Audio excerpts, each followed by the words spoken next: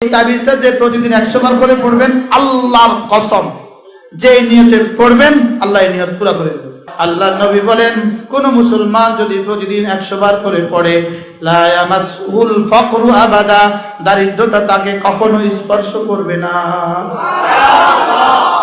আল্লাহ তাআলা যখন আরশে আজিম বানাইলেন, আরশে আজিম বানিয়ে এবার ফেরেশতাদেরকে বললেন, এটা কাঁধের উপরে উঠিয়ে রাখো, এটা কাঁধের উপরে উঠায় নাও।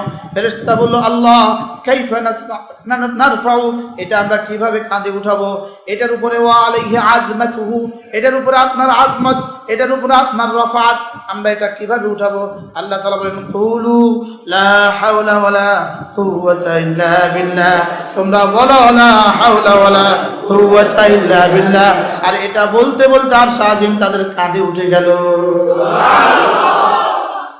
কেমনে বুঝাইলে বুঝবেন? আল্লাহর কসম, লা হাওলা ওয়ালা কুওয়াতা ইল্লা বিল্লাহ, এটা আমার দুনিয়ার সমস্যার সমাধান, এটা আমার কবরের সমস্যার সমাধান, এটা আমার আখিরাতের সমস্যার সমাধান।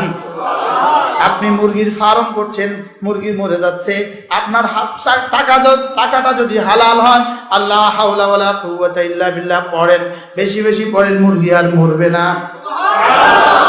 আপনার গরুর ফার্ম, গরু অসুস্থ, লা হাওলা ওয়ালা কুওয়াতা ইল্লা বিল্লাহ বেশি বেশি পড়েন, গরু সুস্থ হয়ে যাবে।